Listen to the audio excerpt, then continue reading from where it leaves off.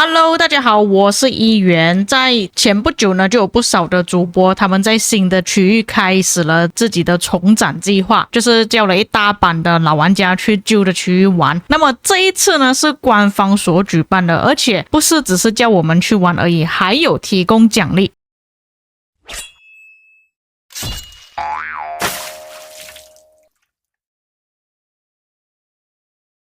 我们先看官方这里的贴文写什么东西，总价值高达2万美金，全新赛事世界之巅震撼来袭，号角已响起，新伺服器群雄问鼎，4亿6亿将迎来全新主题赛事世界之巅，立刻召集战友进驻新服，与各路联盟来一场最激情的碰撞，成功夺下王座的联盟将抱走海量流光彩券大奖。那么这边英文版本就没有写到这么详细啦，但是我们先看一下中文版这里写什么东西。赛事奖励抢先看，第一站开荒争锋可以拿到3000美金，开服第7天结算全服联盟战力榜前6名的联盟瓜分，第1名可以拿到1000美金，所以就是剩下的2000美金就要跟另外5个联盟分享。第二站破关远征，关隘全面解禁，率先攻下他省关口的前3联盟获奖，头名夺得2500美金，最终战神庙终战12000美金，首次占领失落的神庙并坚守8小时，即为王者之盟。终战联盟直接抱走8000美金，新王国手中更另涨4000美金丰厚赏赐，赏给谁国王说了算。那这里开放时间预计是在8月15日前后开启，假设大家有兴趣的话，记得要时时关注官方的社群公告。玩家可以在游戏内王国热力预约新伺服器，开服后第一时间自动提醒抢占先机，活动内行省选择仅做统计需要，不影响开服后游戏内实际选择。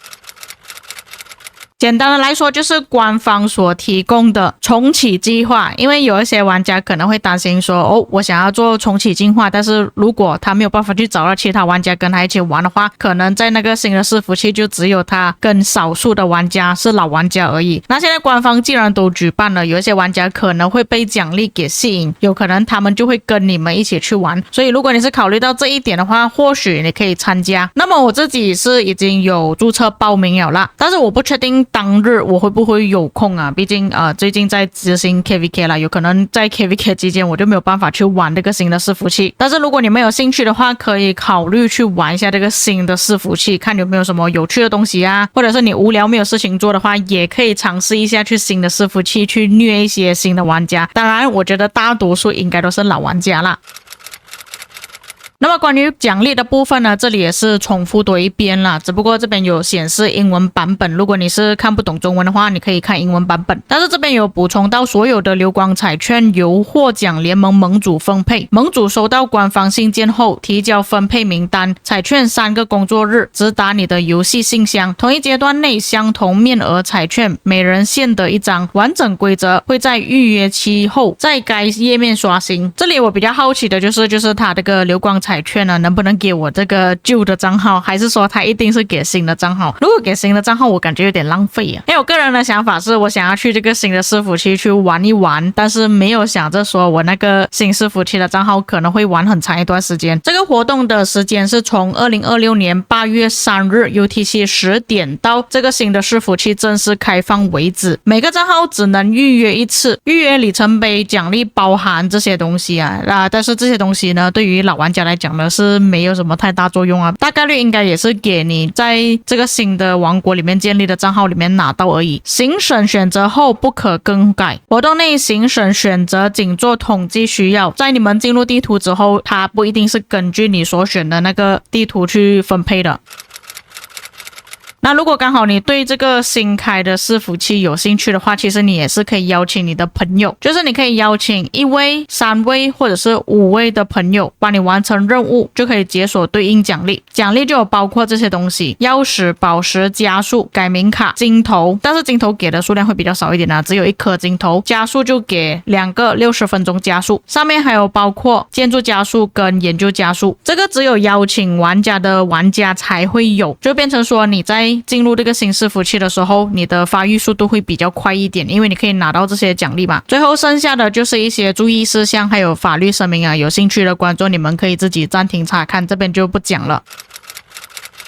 那么我感觉官方这一次推出这个活动呢，一来就是想要去吸引一些新的玩家，因为有一些新的玩家原本在考虑说，我要不要去玩那个游戏？如果官方是通过这个方式发放奖励奖金去吸引新玩家的话，或许是会成功的。但是他发放的是流光彩券这边我就有所保留啦，因为大多数玩家其实想要拿到实际的钱，但是因为之前在全球巅峰赛的时候发生了一些问题，还有拿到奖金之后有发生一些问题，所以他们现在都是直接给流光彩券，而且是通过系统直接发放去账号的方式来发放，否则我觉得官方他们直接给现金的话会吸引到更加多的玩家。那这里我给一些建议啦，有哪一些玩家适合在这个地图在这次的活动里面参加。第一就是如果你现在很得空，就是完全没有事情做的玩家，可以参加报名这一次的活动，去到新王国4E6E参加。第二就是你之前是有玩过万国觉醒但是已经弃坑了的玩家，如果你想要重来玩这个游戏，但是你已经是没有账号的情况下，你就可以从新的区域开始建立账号，慢慢的玩起来，用自己不同的方式去玩，顺便也是可以看一下这个游戏有什么不同的变化。第三就是完全新的玩家，因为你们之前可能是考虑说，